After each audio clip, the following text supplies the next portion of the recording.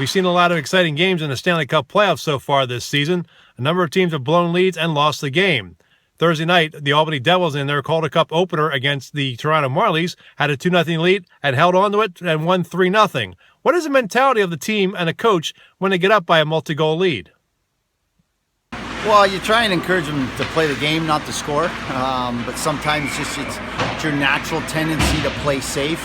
And I think that's where the game is at from a penalty standpoint and the speed of it.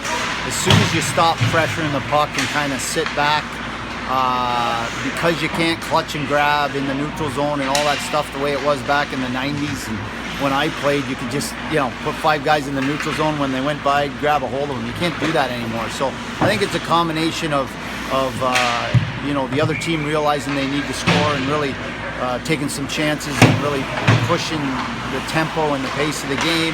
And it's the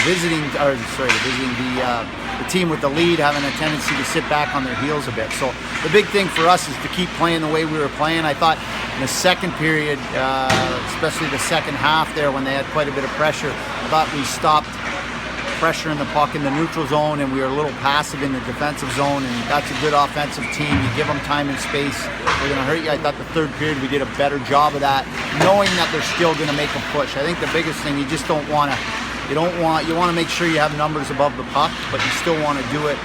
You still want your first and second guy to be having good pressure on the puck and not allowing them to make plays. When teams do, are trailing, end up getting a goal and maybe start making things interesting, do they get grab momentum and the other team maybe gets tight a little bit, and that's why we're seeing? Oh, no question. I think that's why you're seeing it. It's very common in today's game. The old saying, 2-goal leads are worse than hockey. Well, pretty much any goal leads are worse than hockey now. But yeah, I think that's a combination. And then the biggest thing is you put yourself susceptible to more penalties when you stop moving your feet and pressing the puck. You want to keep being aggressive. You see these teams, they try and sit back, and the next thing you know, they're getting scored on in defense mode. I think if we just keep the same game plan as it took to get us up 2-0, it'd be better off than trying to hold the lead there. Why do you think some teams sit back and try to protect the lead instead of going after that third goal? I think every team's coached different. Obviously, different coaches throughout the league and in the NHL as well, and every coach has a different mentality. So I think as long as everybody executes the plan that the coaches has in store, hopefully, I guess it works out. In today's game, especially, you gotta keep taking the fight to them, and you sit back. Especially skilled teams like Toronto are gonna make you pay for it. So I thought we did a pretty good job, with the exception of a few lulls in the second period there. Keeping them on their heels and get pucks deep and just keeping them in front of us. Why do you think some teams sit back? I mean, is it just a false sense of security that maybe? Yeah, it's an easy thing to do when you're up. You want to sit back, hold the lead.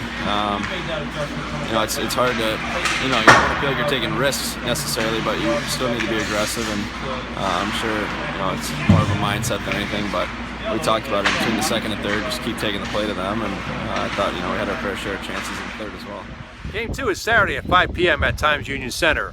The series shifts to Toronto for Game 3 on Wednesday, and if necessary, Games 4 and 5 next Friday and Saturday.